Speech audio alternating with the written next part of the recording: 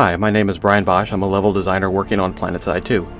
Planetside 2 is an MMO FPS that's focused on the struggle between three unique empires vying for control over territory and resources on a distant alien world called Araxis. The first empire that we'll take a look at is the Terran Republic. These guys are a highly refined military machine. They've been in the oppression and police state business for a long time. You can tell by looking at their gear, it's got a very refined and well-polished appearance. For gameplay purposes, they fire very rapid-fire weapons and put a lot of damage downstream very quickly. The first rebel empire to break away from the Terran Republic is the New Conglomerate.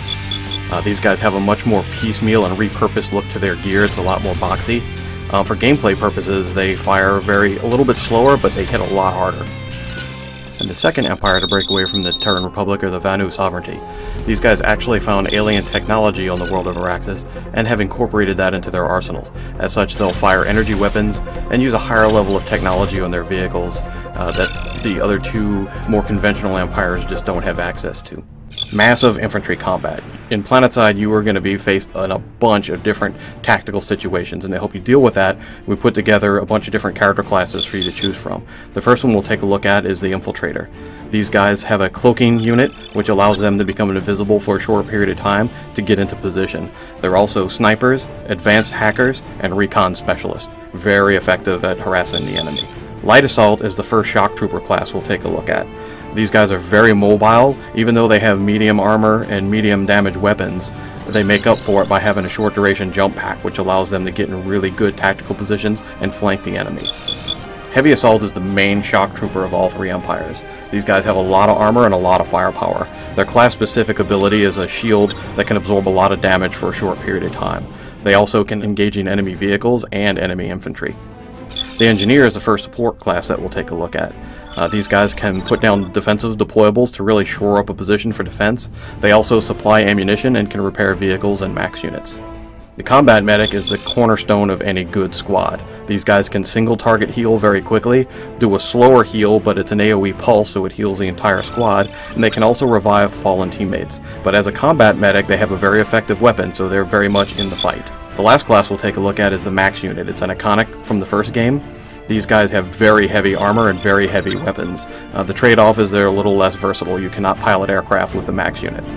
Okay, we'll scroll through a little bit quickly here and take a look at some of the customizations we have in the game. As you can see, you can go anything from serious, more hardcore look, to something flat-out silly. The key point here is that we want you to customize the game and play it exactly the way you want to play.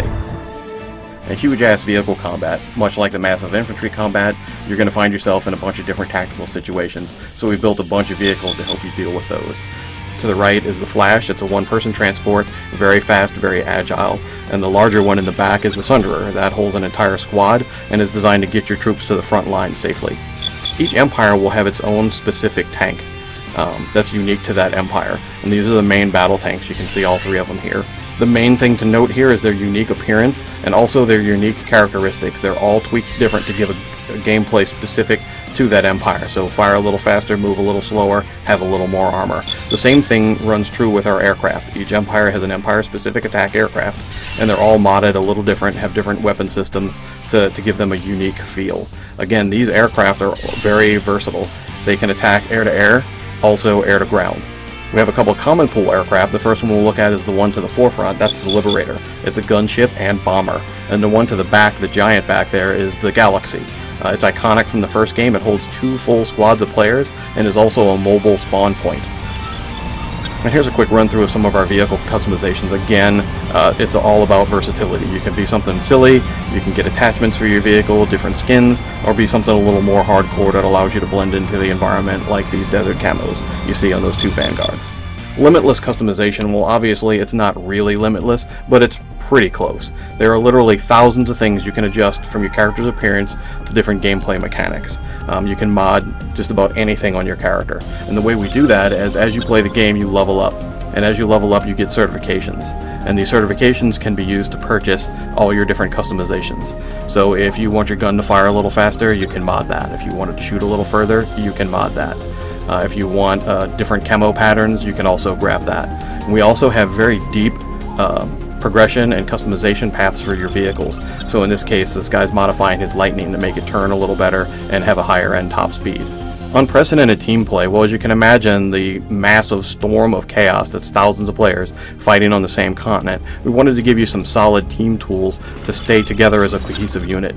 So we've built a 10-man squad, which the squad leader can actually give assignments to his team to keep them on target. You can coordinate uniforms to be the elite zebra squad here if that's what you want to do.